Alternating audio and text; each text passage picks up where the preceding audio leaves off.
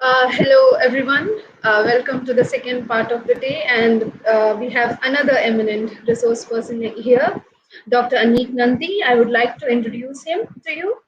Dr. Nandi holds a PhD in Languages and Intercultural Studies, which he completed in 2016 as a recipient of the prestigious James Watt Fellowship at the Heriot-Watt University, Edinburgh.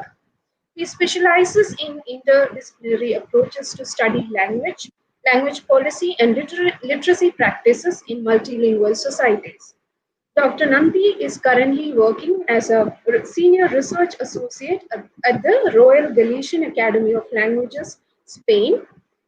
Prior to this, he worked as Arts and Humanities Research Council's research fellow at the Queen's University, Belfast, Northern Ireland. In addition to his current role in the Galician Academy, Dr. Nandi is also a research collaborator at the Research Center affiliated to the UNESCO Chair on World Language Heritage at Bilbao, Spain. He is the Associate Fellow of the United Kingdom Higher Education Academy and an active member of the British Association of Applied Linguistics. Very warm welcome, Dr. Nandi, and you can start your presentation.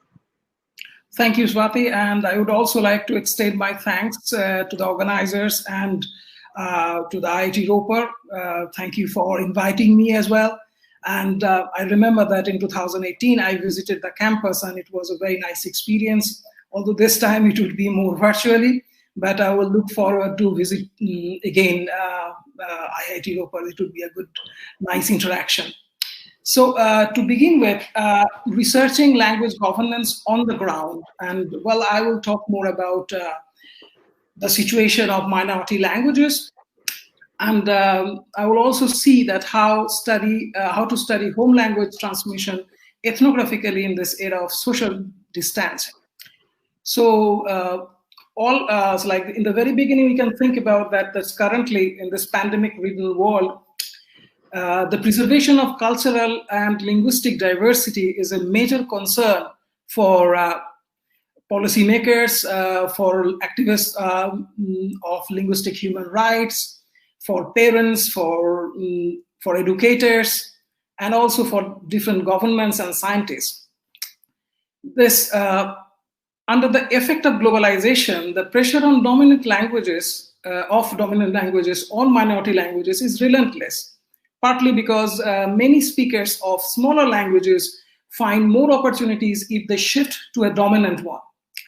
Despite these pressures, it's interesting to see that how minority language speakers, to varying degrees, maintain or reclaim their languages as active agents through everyday interactions, through the transmission of language within their home domain. So the principal aims of this presentation will be to understand the dynamics of minority language speaking families and their grassroots level language practices in the home and in the community to either maintain or revive the minority language. The endeavor is also to offer a methodological heuristic to understand these dynamics, and I will be exploring these through the lens of language policy. So whenever we talk about anything related to policy, quite a few words that comes into our mind. It should be something like a governmental documents, in some way the government is involved. Well, to begin with, obviously these are true, and it has to do something with a macro perspective of language policy. But in my research, I will go for a broader perspective of language policy. So in this understanding, language policy in a broad sense can be understood as any decision or choice made about languages by certain actors, such as the state, the community, or an individual. So policy in certain ways is there everywhere each time we take a decision regarding or with related to language. So language policy as a discipline and a brief history we could think about. It started as a section of applied linguistic studies, and then language policy only emerged as an independent academic discipline immediately after the Second World War, when after the Second World War, there was like a range of post-colonial nations also emerged. So early language policy scholarship, which we call as a neoclassical era in language policy research between 1950 and to 90, that centered mostly on resolving the language conflicts. And that's a term that has been used quite often in the literature of these newly emerging post-colonial nations such as India, Africa, to developing macro-level frameworks for language policy. How to manage different languages in a context where there's like multiple languages are spoken. So later researchers influenced by the canons of critical theory such as Althusser, Gramsci, Foucault, Bourdieu started questioning these macro level frameworks for mainly for two reasons, basically. First, ignoring the role of human agency. Human agency, by human agency, I refer to a range of actors, human actors, such as within the policy sector, if we see it, like the policy makers themselves, and then we have the politicians who are handling these ideological perspectives, and at the same time, we have the people who are really the policies made for a group of people, like us, all of us. So it's like it's the teachers, parents, and also the students themselves for whom the policy is made, and also these people whom I call as human agency, and their role was not reflected in this neoclassical research of language policy.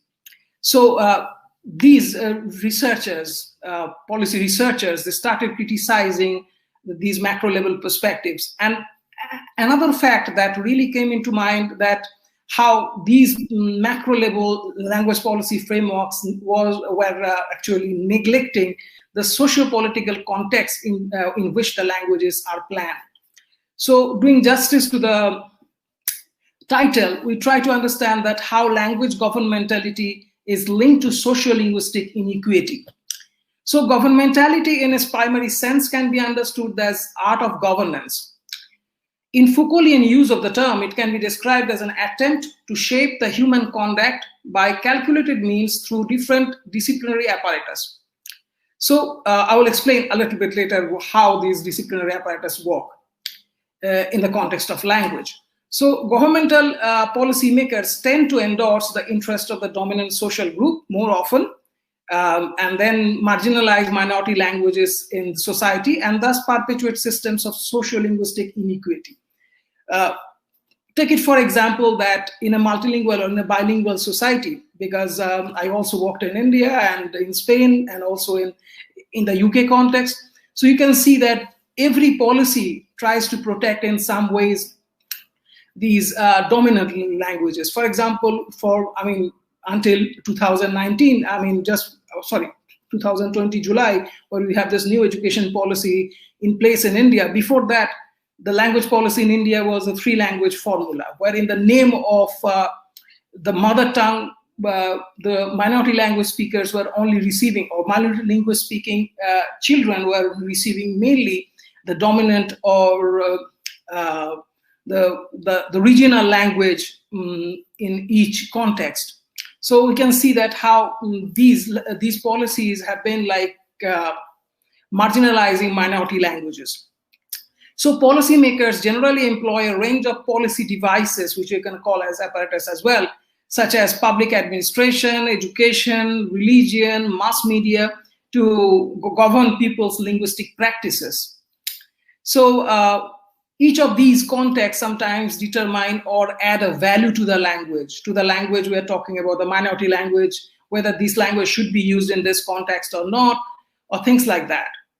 So for example, let's take it the Spanish example, whether in the Franco regime, for example, when speaking minority languages such as Galician or any minority language apart from Spanish was prohibited. So like if any students speak that language, then they got beaten up or something like that. And I remember that when I was doing my field work back in India, in Orissa, and that point of time, I met a teacher who was talking to me that he will beat the tribal language speaking students until they start speaking Oriya, and which was a vehicular language in the class. So we can see that these educational policies often serve as a key instrument for manipulating and imposing language behaviors as every child must attend school. So top-down ideologies in education are often visible through the medium of instruction, through curriculum and through the textbooks and other teaching learning related materials.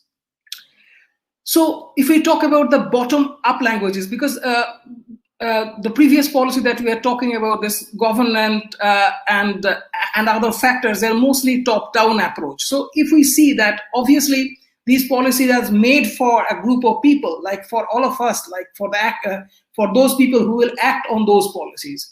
So it involves grassroots level actors that I have already mentioned, like parents, teachers, students, and other members of the civil society for whom these policies are designed. They also play a very important role in the interpretation and implementation of this policy on the ground.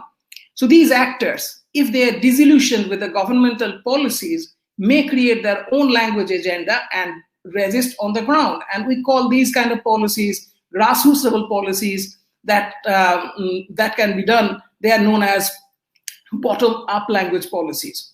So they may resist, we can think about this, because this formulation of own language agenda may take place in different contexts. It could be within the family, where a family will speak its home language, which happens to be maybe, you can take it like the case of a Telugu-speaking family living in the UK, speaking Telugu at home, and then when they go outside, they speak English.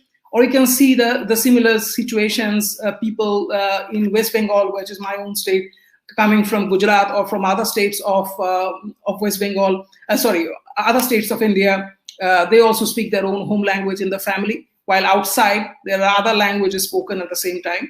And inside the classroom also, that could be a context, because sometimes, although the policymakers create the policies in paper, sometimes they don't have an access what is happening in micro context, such as in the context of a classroom. So where, for example, the class should be given in English, but sometimes the teacher shifts in Bengali or Hindi. So these kind of practices that also in certain ways are part of their individual language practices. Or it can also take place at a community level. For example, sometimes within the community or minority language speaking community, people meet up and they speak their language, they organize events on this. So these are the factors that could occur. I will just discuss this with more details later in my presentations through case studies. So how do we understand the language governance inside the family? So family language policy in this context, family language decisions, they generally refer to these overt decisions and choices made by the parents about language inside the family, and certain implicit processes that legitimize certain linguistic practices over others in the home. For example, I remember that in a context where this Hindi-speaking family, they have this dinner table policy that no one will speak in a different language than Hindi. So it's like, because they are Hindi speaking and they have this rule that when we are having dinner, we will only converse in Hindi. So these kind of policies, these are certain choices made by the family, parents, and like the adult family members.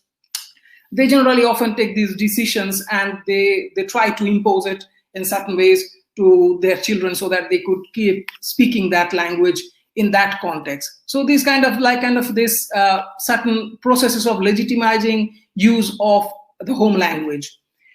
So language governance inside the home is often reproduced through parental agency, as I have mentioned, and sometimes it can be broadened, and you can see that there are also apart from parents, we also have adult family members. They sometimes also take an important role, and various control mechanisms they put in use. These parents, they are also a part of this language governance in this way. So as principal caregivers, parents often adopt the role of linguistic custodians of their children's everyday language conduct, perceiving this ownership as a putative parental right.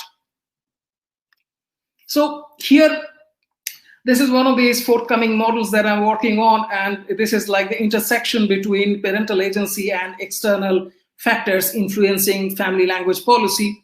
We can see that there are 4 main contexts that generally influences these language choices. It includes the socio-linguistic context, the socio-cultural context, socio-political context, and socio-economic context, because you need to have these access to different type of language teaching courses and things like that in that context. So also another factor is very important is language socialization aspect. And then we go further down and we can see that there are different kind of parental perspectives, such as like parental knowledge of bilingualism, language of parents, and then language parental background, and the home literacy environment, which is a bit slide down here. So you may not see it in this model in this presentation this way.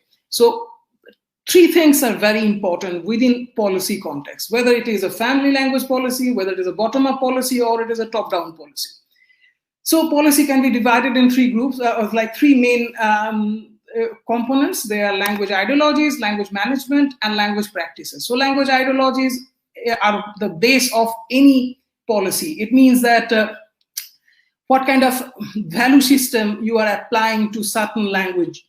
So that is a part of the language ideology. And then we can see that language management, which is more of a planning aspect. So by language management, we refer to that what parents think that they should do in the context of family, I would say they should do. And then finally, that's really causes the intervention in certain ways, parental intervention and language practices is the ultimate result, the final result, what they actually do. So sometimes you will see that in a context that parents want certain things and they try to do certain things, but the end result is always not the same.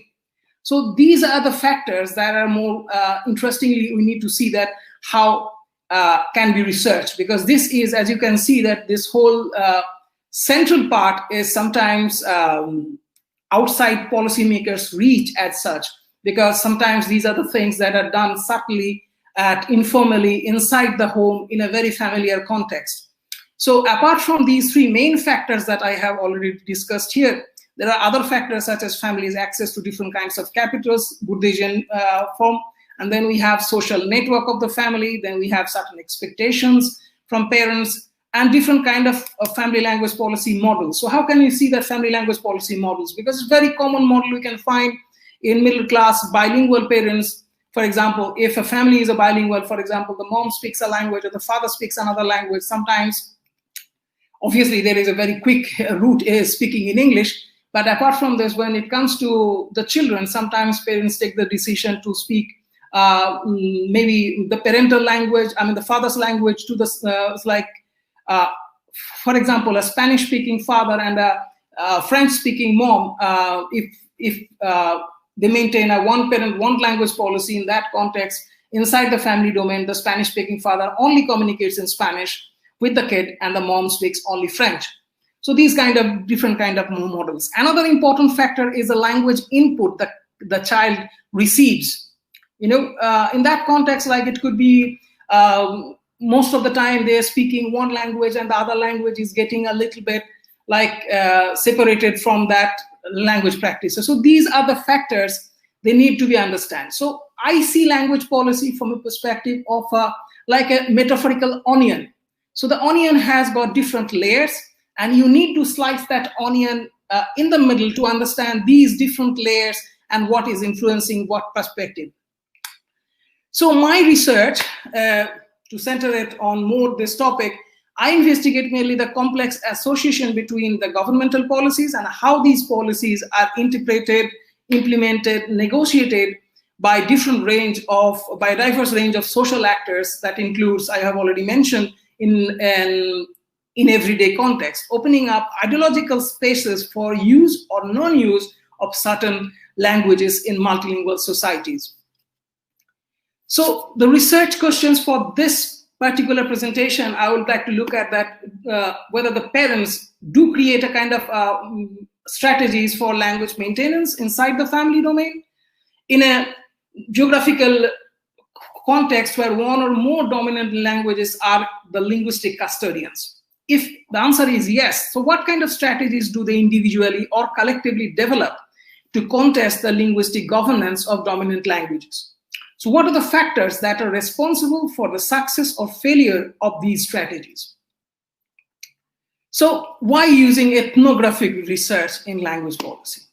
In policy research, obviously quantitative studies has been done for years and is more of a macro level perspective. You get a broader perspective whether this policy is impacting well or not, whether people are happy with it or not, things like that. But at the same time, qualitative ethnographic research tools such as observation, interviews, and focus groups will allow us to understand the everyday situated practices, like everyday context. For example, inside the family, what they are speaking, or in the class, how the classroom interaction is going on, whether the teacher is only implying the dominant language and not giving space for the minority language, things like that can only be understood through this ethnographic research procedure. So we know a detailed, more detailed perspective towards this.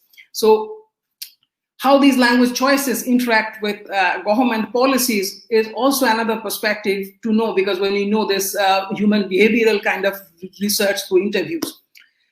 So currently, the COVID situation, what really makes us think, all of us who are working on social sciences issues and mostly on human behavior things, because of these social distancing protocols now in place, ethnographic data collection process has become more complicated, because you maintain a certain kind of distance, so you are not always present in the context.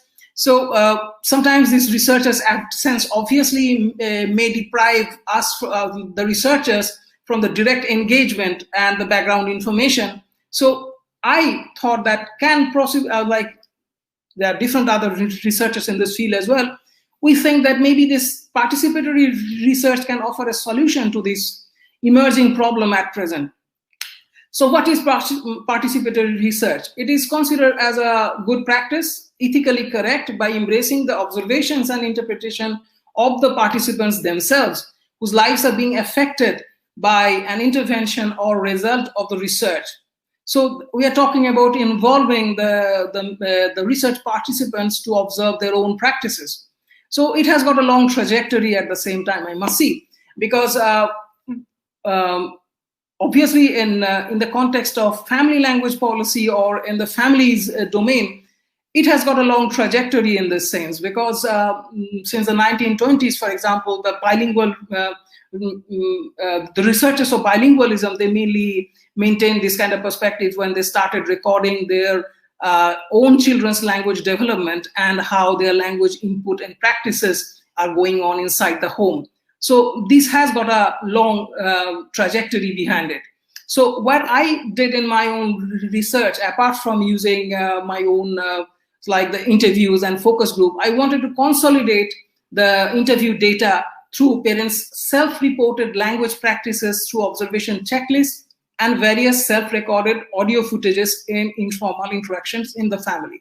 So the first part of it was like kind of a checklist. When previously interviewed parents, they were I sent them some checklists to inform kind of a linguistic daily routine. So like what type of the quantity of different language inputs the children receive, the children receive in daily interactions. And also these interactions are further validated by 2 to 4, like 10 to 12 minute audio recordings of informal caregiver and child sibling interactions. These audios, I asked them to record it in different contexts, sometimes in a dinner table conversation, or I asked them to record it when they are talking about some homework or things like that, where there is this specific communication with more of a contextual use of the language. So these also offer us kind of an enriched understanding of home language practices on the ground, and how this is done I will show in my presentation. So the first case study obviously is in Galicia, Spain, where I conducted my doctoral research, and the Galician is the minority language here.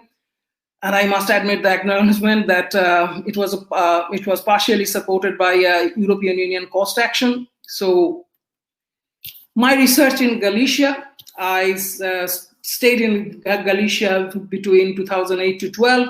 I learned the language, and I also had a TV program in the Galician national TV. I will just put a small clip so that you can understand. This TV program really helped me to receive a more grounded experience in the society. So it's more related to it's like how I experienced, how I met people over there, and how I saw the society and culture, and how I received the input about more of this way of seeing perspective in Galicia. So obviously, then afterwards, I was more involved each time with the language, and I was a part of their minority language activism also, and I received some media exposure. Some of these pictures are here. You can see that my own PhD research took place between 2012 to 15. So I'll just slightly put you this one. So I will just show you that how this TV program I used to go and visit different places. Empieza una viaje por una das zonas máis salvaxes e máis bonitas da Costa da Morte. A Costa de Camariñas é ben coñecida polas súas paisaxes totalmente naturais. Berni, un veciño, prometeu levarme a lugares que só coñece a xente da zona.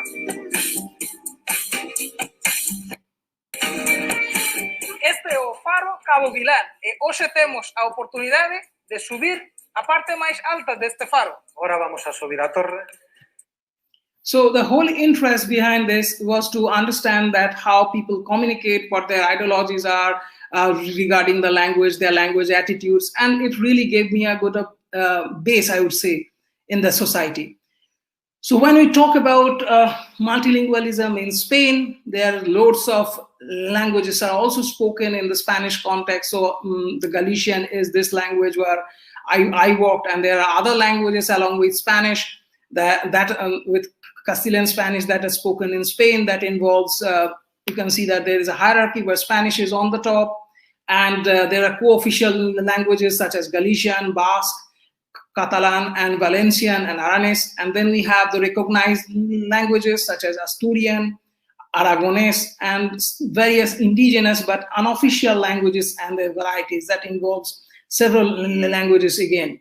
The Cantabrian, Extremadurian, and Fala, also Portuguese spoken in Spain. Romani is a gypsy language spoken in Spain. It doesn't have a specific territory. It's spoken almost everywhere in Spain, wherever the community resides. And then we have the sign languages and different varieties of Spanish as well. And finally, at the bottom of the power structure, we have these immigrant languages that involve Arabic, Punjabi, Bengali, Chinese, Russian, Bulgarian, Ukrainian, and different other Eastern European languages as well, and French and other due to this European Union migration. So when I center into the Galician context, I will just more focus on how the Galician context is. So in this context, we can say that the Galician, along with Spanish, is a co-official language of this autonomous region. Approximately 3 million people speak that language in this context. Around 41% of the Galician population speak only Galician as their L1. And then we have around 31% of the population that speak Spanish as their L1. And we have 25% that were brought up speaking both the languages. So how this socio-linguistic milieu of Galicia is working. In Galicia, the interaction between the social and symbolic capital manifests through the intangible prestige offered to the Castilian, which happens to the main official language. So always Spanish is on the top, although numerically a minority in this sense, if we see that. So this last 30 years of language policy in Galicia remain mostly anodyne, which we call as a non-interventionist approach, which favored more of a non-interventionist model of language policy with a minimum implementation on the ground. So it's like a kind of a low-intensity model of language policy. So low-intensity models are generally quite common in many societies, as Fishman, one of our main scholars in language context in sociolinguistics, said once, there is no such thing as no language policy. There is always an implicit language policy in place. So like this, these kind of models, low intensity models, are where there is a policy in paper, but no implementation in practice, or very low level of implementation is done on the ground. So this Galician government was mainly they always maintain this perspective. In 2010, they started a new policy, which is like in preschool, this decree ensures, which is called the decree of plurilingualism, that the medium of instruction would be the home language of the children. So once again, we reach in this point of home language in a context where there's like a majority of children in the urban context speak Castilian at home due to this rupture of intergenerational transmission in the previous generation. So it automatically becomes the language of instruction in urban schools. So the percentage of children between 5 to 15 years who never spoke never speak Galician in day-to-day context have increased 17% between 2008 to 13, underscoring an incessant language shift in this context. So obviously, at this point of time, when these results came out, it caused a huge uproar in the society, in the Galician society. So obviously, in this context, the political stakeholders, they come to give their opinion on it, and they very swiftly push the ball to the court of the parents, saying that they're offering sufficient Galician in schools, but it's the parents who don't speak the language. So it's interesting to see that in this point of time, I was doing I started my research. So I was interested in looking at these parents, pro-Galician parents, whether they speak always Galician or not, but pro-Galician mainly parents, whether they are interested in maintaining the language or not, and if they do it, and what kind of strategies they maintain for it. So here I have one of these family profiles, which you can see that they are very much like kind of a case study here. For example, Elena and Virgilio. So Elena is a journalist and Virgilio is an engineer. They live in Santiago de Compostela, from where I'm talking right now. So like they have 2 children, and the eldest son is around 9 years old and studies in a primary school in Santiago, whereas their youngest son attends a cooperative-funded Galician medium school, which is called Rayola. So small information here, because since the government stopped offering these through their language policy space for Galician, so these parents sometimes they have developed a kind of a cooperative, and they try to fund Galician medium school to maintain their language, reclaiming their language space in one way or the other. We can say that the home language of this couple is Galician. So while come to the children, both parents speak only Galician in their day-to-day life. The children peers, generally they speak mostly Spanish, Castilian Spanish. So although the children speak mainly Castilian with their peers, they use Galician at home. So I have got a small audio here. This is how this family language policy and family language audit took place. So you can have some quick link. I know that the Spanish is, Galician is not spoken mostly, but we can just have a quick look at it. Tanto que me diste. Estás preguntando mamá con quién fuiste no tú. A la iglesia. ¿No fuiste con Matilde? Matilde por la esquina. Es verdad. Se no me acordaba. Matilde esta semana no está. This is a typical dinner table conversation in a Galician speaking home, and now we have a glance of it inside how it works. So what are the strategies that parents took in this context? So obviously the first point that Virgilio speaks about is a prestige and identity planning at home. Since Bruno is the name of the boy, and so like started the school, he sometimes tells us that he feels uncomfortable because most of his classmates speak Spanish, and they often make fun of him if he speaks Galician. In such circumstances, we talk to him and tell him that Galician is part of our identity, which he shouldn't renounce. So this kind of counseling that the parents continuously do with their children, so that they could continue to maintain the language outside the home. So like he knows that the Galician is our home language, but we frequently chat with him about this linguistic coexistence in Galicia. So there's a lot of counseling going on continuously at home with the child to make him to understand that we should live with these languages, with both languages. There is a different kind of a reality, and they also live through this. So so that he doesn't shift or leave Galician altogether. So that is the main perspective behind this strategy. And the strategy, as I have already mentioned before, creating Galician medium school through cooperative funding and creating associations, as you can see in these two schools where I did my research. Another very interesting thing that the parents sometimes try to govern the children's linguistic ecology, or like their language environment in certain ways. So it's like, for example, Elena talks about that they have got a WhatsApp group. I'm not saying whether it's a good thing or a bad thing, but that's how they did it. So it's like, so Elena says that they have got a WhatsApp group which created, is called Tribe, the Tribe, because in Galician they call it Tribo. So this group was created in 2013-14 because immediately after this whole data that came out, and these parents, they try to meet because they send their kids to Galician medium schools, and then they try to meet to play together so that their children shouldn't feel ridiculed by other kids or Spanish-speaking kids. So in that context, they talk about that how the friends outside home who normally speaks in Spanish, most probably the Galician-speaking children will shift to Spanish if there is a peer influence. So they made a WhatsApp group, so their friends and they could just meet up and speak in Galician after the school hours as well.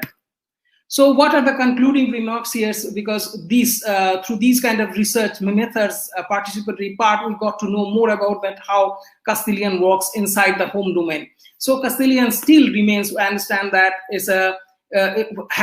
retains a greater degree of symbolic value in the urban Galician society, creating certain fluctuations and inconsistencies in desired language practices in Galician-speaking homes, whether they want the kids to speak a language and they end up speaking a different language, which is in certain ways the hegemonic language in this context. In a community such as Galicia, where there is an existence of Orthodox native speaker strings palpably due to this language shift, pro-Galician parents can sometimes occupy a very important role, as this study shows that in the process of language revitalization from the ground, creating bottom-up family language policies that I have already mentioned.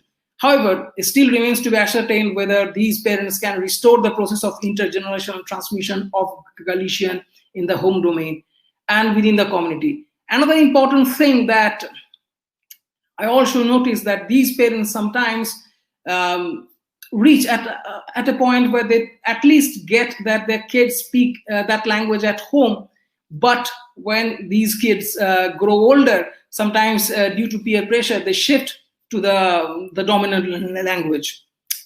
So another case study is interesting from my postdoctoral research in Northern Ireland in the UK, where it's like we always sometimes see that UK is obviously English dominant, but apart from English, there are other various languages are spoken in the UK context. In the last census data, around 600 different languages are spoken in the UK context. So there is also a kind of a hierarchy. So we can see that English is always on the top, and then you have the minority languages recognized in their individual areas, and sometimes some languages, they are not really area-based. For example, Welsh in the Welsh context, then we have the Scottish Gaelic in Scotland, and we have the BSL, which is the British Sign Language, which is doesn't have any specific space, but is used all over UK. And then we have the different grade is Irish Gaelic in Northern Ireland and Scots in Scotland. And then we have other minority languages such as Manx, Cornish, Ulster Scots, and then we have languages of established and economically stable immigrant communities, which are like long established communities such as Chinese, Polish, Urdu, Arabic.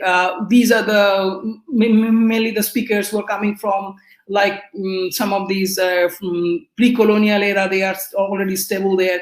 And also we have the case of Hindi in Punjabi in the context of, and Gujarati as well, in the same context. And then we have the other refugee and migrant newcomer languages such as Somali, Vietnamese, Sorani, etc. So this is more or less the context where we are going to center now. although my research will take, I will show you that how it works in the Northern Irish context with more contextual research. So in 2019, there's a very interesting thing going on. You can see just before Boris Johnson comes to power, and he talks about more of the dominant ideology that is there for language governance, the top-down area. So it's like he says very clearly that there are parts of our country and parts of London still, and other cities as well, where English is not spoken by some people as their first language, and that needs to be changed. So this kind of perspective is very top-down, as you can see that there is an interest of like you leave your own home language, you just come to English and try to change that language. So how the situation is in Northern Ireland? Well, Northern Irish context is unique in several ways. I will discuss this throughout my presentation. Indians and Chinese can be considered as the longest established ethnic minorities in Northern Ireland since 1950s. And transnational migration slowed down during the Troubles. You possibly know from for a long time, like for around 30 years, there was like lots of activities in this Northern Irish context, and there was fight between the Protestant and the Catholic community, and that caused, in some ways, a migration slowed down. But after, when in 1998, the Good Friday Agreement was signed, and the peace came to these territories. So I was based in Belfast, so my research mostly took place in these surrounding areas. And we can see that in current, because it's very interesting to see that how between 2000,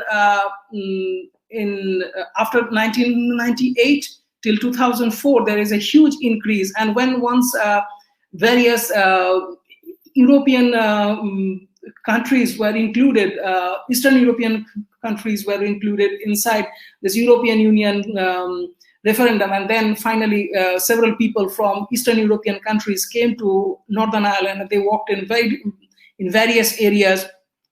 So it also increased the linguistic diversity within Northern Ireland, which was mainly English dominant, or some groups were Irish were speaking also in that same context. So currently there are around like 15,000 immigrant people who are studying in the Northern Irish school system, and they speak around 90 different languages. So the diversity is there, and it is also stated that there is a huge increase between 2004 to 12, 72% increase between this immigrant student group. So the language legislations, which is more of a top-down policy in place in Northern Ireland, that includes the Belfast or the Good Friday Agreement, and there is no official language policy in Northern Ireland. So Irish medium education enjoys some protection from the government because it's a part of this Good Friday Agreement. So teaching learning of heritage languages often takes place outside mainstream schooling in the context of migration, as you can see that through supplementary schools. And supplementary schools are often supported by grassroots level community organizations, such as Indian Community Center in the context of Northern Ireland was also organizing certain schools, such as speaking Malayalam speaking schools on Sundays, or maybe some classes of Hindi were also organized, and Punjabi as well.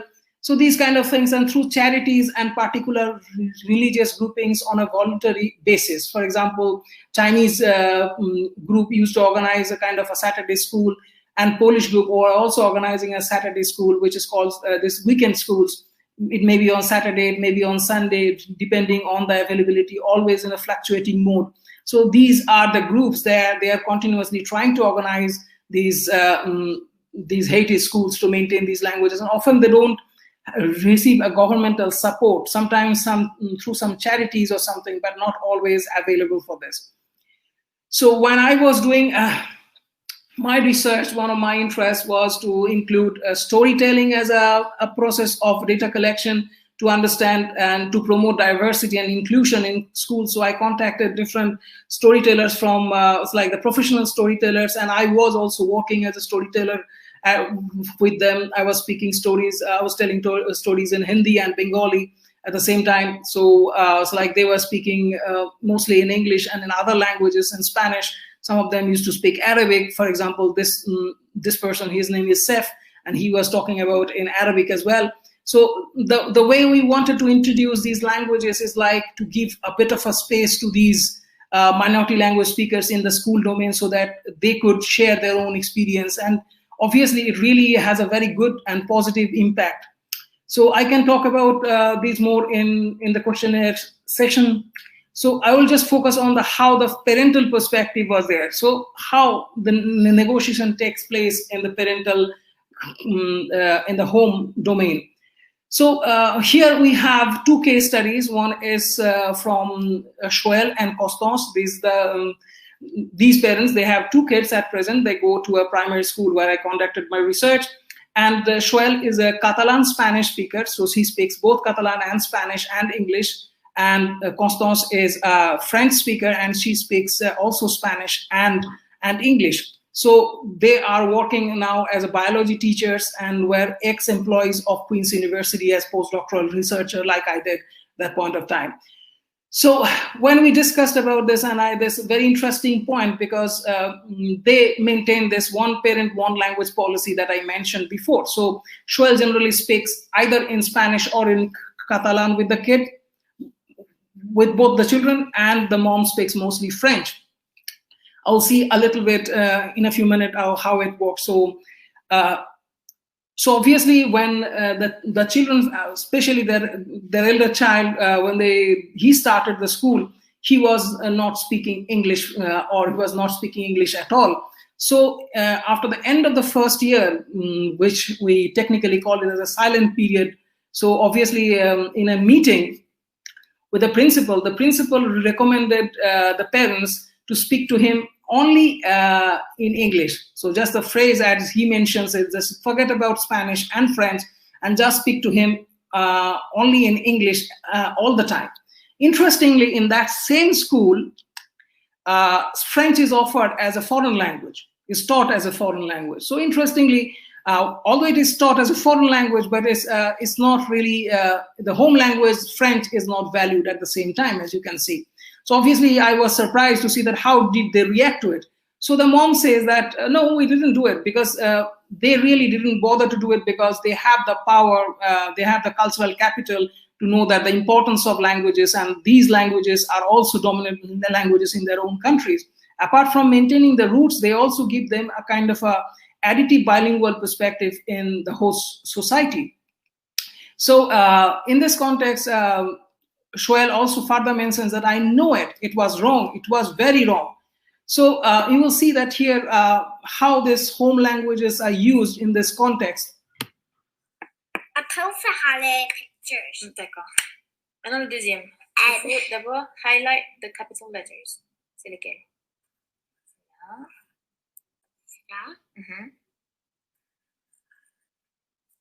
Là.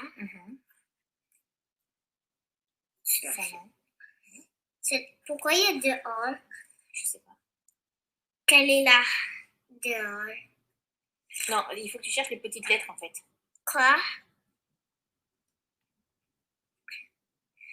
This is a very typical conversation during homework. So the mom and the child, both of them are communicating, sometimes mixing between these two languages.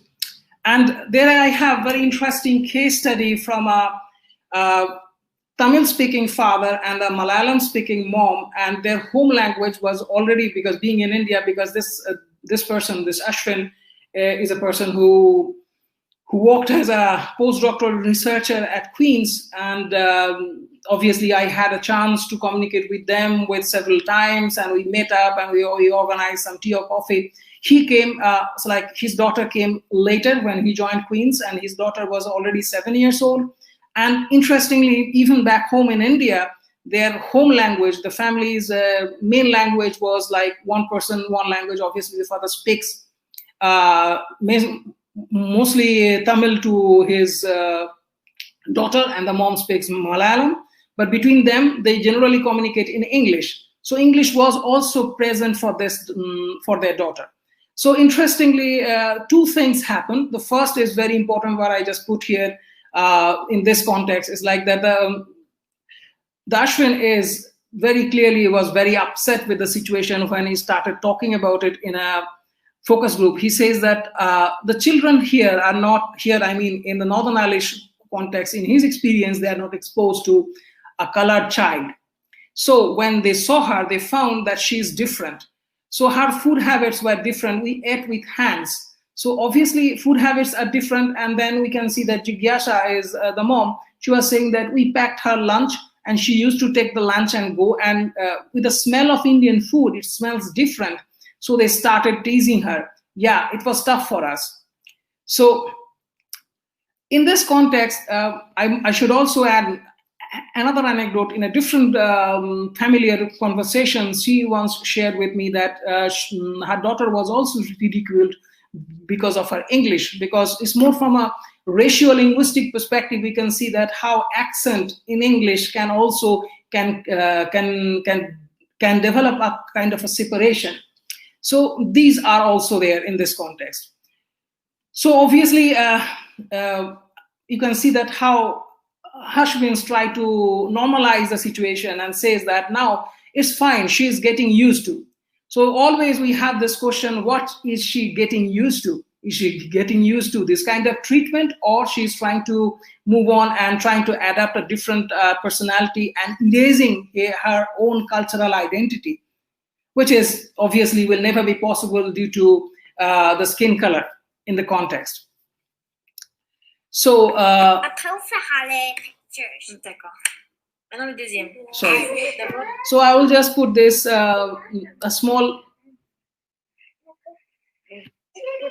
how this mom and the daughter how they are communicating. Obviously, I'm not a speaker of Malayalam, so I will ask our colleague Swati if she could just explain what is said here. Maybe the sound is not very clear. First, I will play it in any case, and then I would ask Swati if you could just kindly explain it.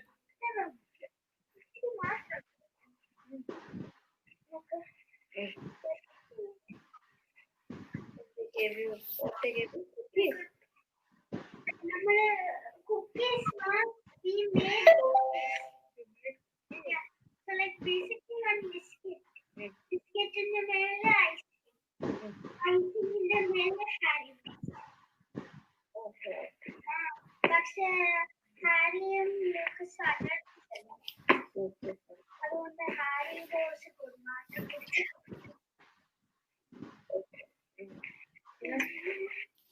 Swati, are you there? Could you please explain us? Yeah. What I could make out is that she's telling the difference between a biscuit and a cookie, and okay. She says that a cookie is nothing but a biscuit with some icing on the top, and someone is allergic to it, is what I have understood. Well, thank you very much. Frankly speaking, I really appreciate this because I'm still working on this new data I have, and thank you very much for explaining me. And that's also, I really appreciate that. So I'll go further. The findings, obviously, is very in the preliminary findings. The paper that I have co-written with my colleague in Queen's University will be out in a few days. From those who are interested, it will be published in Current Issues in Language Planning. So immigrant languages are often seen as a problematic barriers in the context of English-dominated setting of UK and in the Northern Ireland more specifically. Particularly, you can say that the language acquisition of English is important, and the very first place, obviously, it is important because it's the language of the whole society. And but the policymakers and the teachers often see these home languages as a problematic barrier, which is a very common thought, and we have seen this in the broader UK context as well. Similar thoughts have been processed for over the years and the research conducted in this area. So we can see also the acquisition of modern European foreign languages come before these immigrant languages in certain school contexts. For example, French is taught or Spanish is taught is more important than teaching Hindi or Polish, which happen to be also dominant languages in their own countries. Home language maintenance is seen as a responsibility of parents. So school really doesn't want to offer any help on that ground in this Northern Irish context. So heritage language shift, as we have seen in other contexts, and parents always complain through their focus groups that is quite prominent among these immigrant children. Sometimes they shift to English and they don't want to come back and don't want to reinforce their home language practices. A multimodal arbitration between the discourses of power, ideology, languages are played out on a daily basis by various actors in these school contexts, such as educators, people, the pupils, and the immigrant parents and the students of different grades. We can see that who are implicated in a constantly fluctuating field of agnostic negotiation in these contexts. So thank you very much. I think I met the time. Did I, Swati? Hello? Yes. Hello. Anik, sorry, my mic was mute. Yes. Did you hear me, the last part, the findings? Yes. Okay. Yes. So thank you very much for giving me this space. And there is a very short bibliography. In any case, if somebody needs something more on it, feel free to drop me a line. You have my email as well. So I will put it in the beginning again. So I'm finished. So do you want me to come online or? Yeah, you are online. Can I flash one or two questions, Anik? Please go ahead. This is from Ishani. Okay.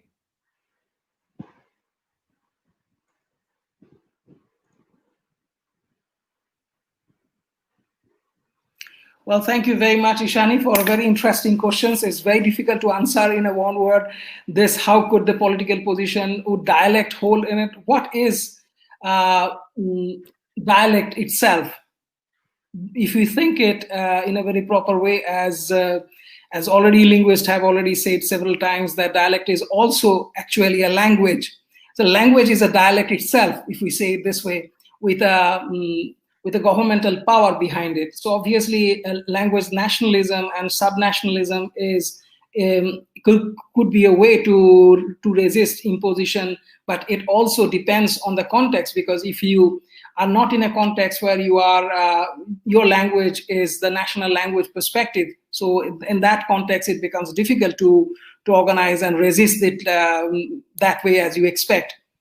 So our national education policy is still new, and its implementation is boasting of giving space to the mother tongue, as it happened with its predecessors, like in case of three-language formula, where we also talked about using mother tongue in the national education policy, even both of including the mother tongue as a medium of instruction till the grade 8, and even if it is possible, it should go further. We need to see how all these things could work in a real life, because it's offering space for languages, but we need to see that how it works finally, because it's still in the very initiation stage and it still needs to implement it in a proper way.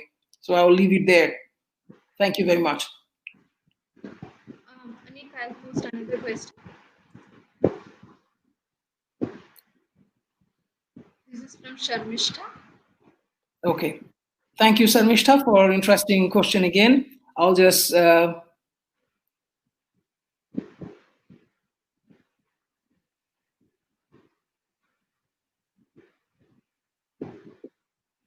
well, yeah, that should be the ideal world, as you say, that if we could sensitize them.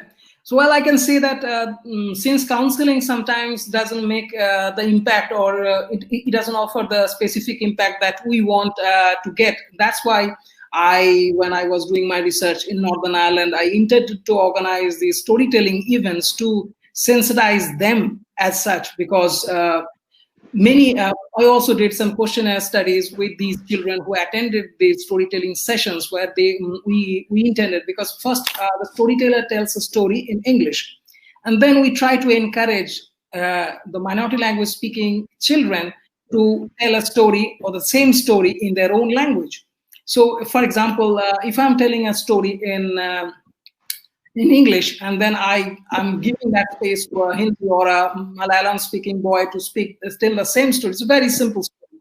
To tell the same story in a different language, obviously this impacts in certain ways, this fun activity is impacting in certain ways to their English speaking or Anglophone or maybe bilingual, apart from being English speaking also, child who is there as their colleagues or peers in the school and the classmates.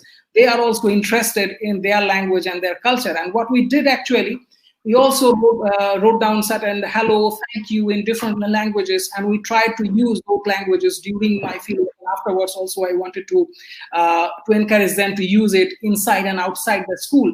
So it's very fun thing happened afterwards, like when I did my fieldwork, and then we visit the schools after a later period of time.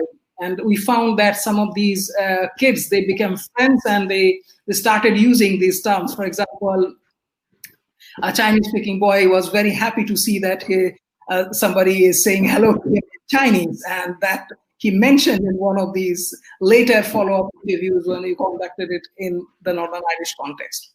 So yeah, that's a very important perspective. The counseling is important, and it also need to include these major language-speaking children to know what their other bilingual friends are speaking. I think I explained it as much as I could. So yeah, please. Thank you very much. So Anik, this is from Aniruddha Ladda.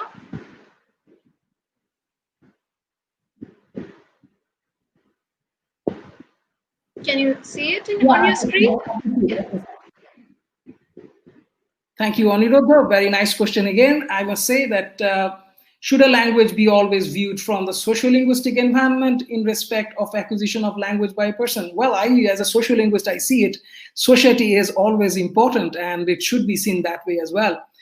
Language is not something separated, and at least I see it that way. It shouldn't be seen that in respect of acquisition, sociolinguistic perspectives are very important, obviously. They determine what languages are receiving which value and how they are used. Obviously, at this individual level, acquisition is also more related to how you learn the language and each thought process and things like that. If there are any more questions? Yeah. Thank you, Anik. Could you take a few more questions? Or yeah, I'm happy. Yeah. All right. This is from Vithi.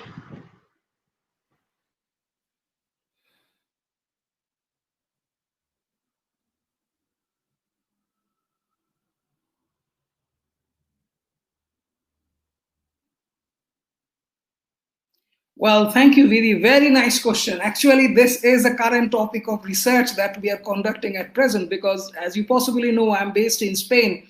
And in Spain, there was like a hard lockdown for a long time, since started from March to end of July almost. So it really impacted in certain ways, depending on the minority language context. It depended like how learn from home helped them to understand more about their own languages. Obviously, in this European context, in micro families, we find that there's like parent children, they were like more centered, and both the parents work in the European context in most cases. So what happens that the kids generally, in my own research, in doctoral research, I found that the kids, since the morning, they go to the breakfast club or maybe they have the breakfast and they go to the school, and the parents are maybe working in the afternoon session. So they go to some different activities such as music or maybe some other kind of like physical activities or something like that. So obviously, when the kids come home, the only very little is left for them. So they go directly, like for storytelling or something like that. So reading storybooks or watching TV and go to sleep. So obviously, the TV and other media things, Facebook, whatever, YouTube videos and things like that, are mostly in the dominant languages because that's how the format has been all these years. So what happens that these kids were spending less time, quality time with the parents.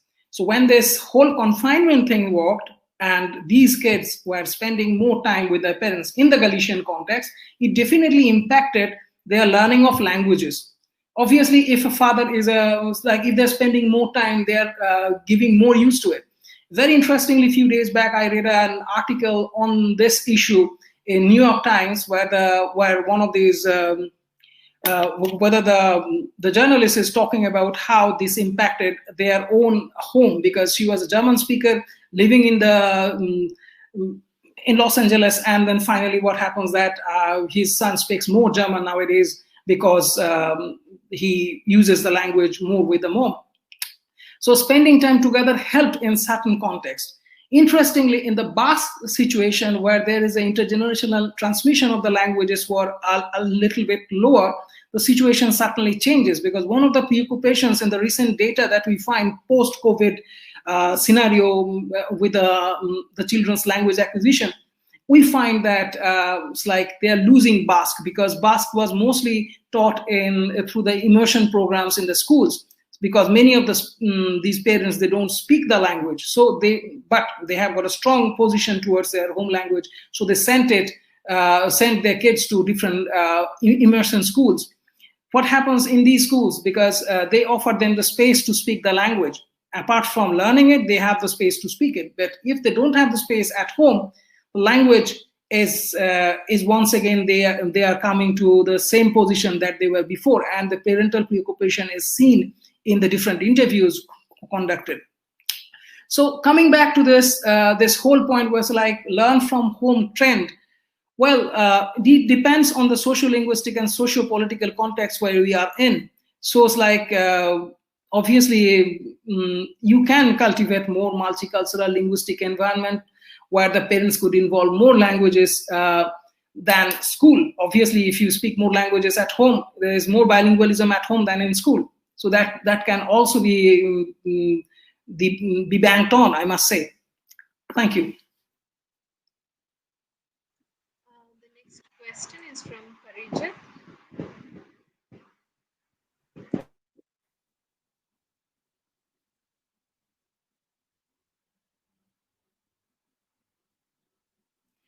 Well, thank you, Parijat. Very nice of you to think about this. Very interestingly, the concept of killer languages is a bit dramatic.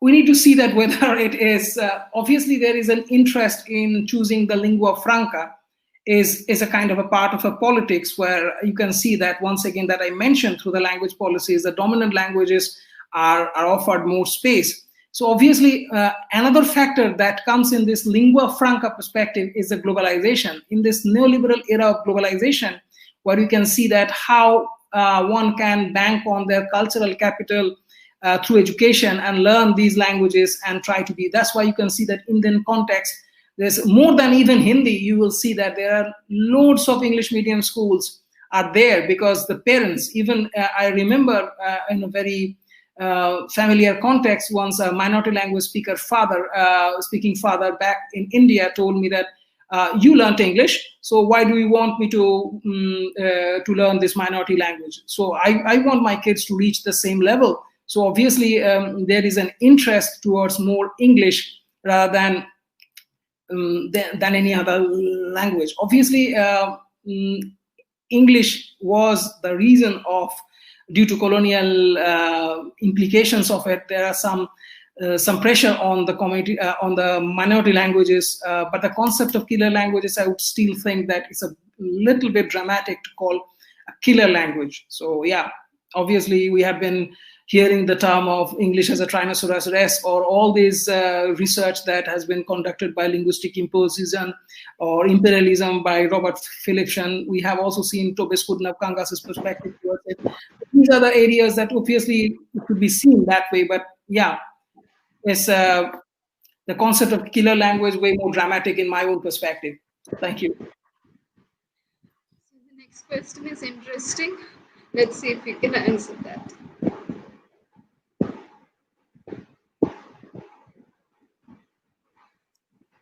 Well, so India-China border tension is not from today.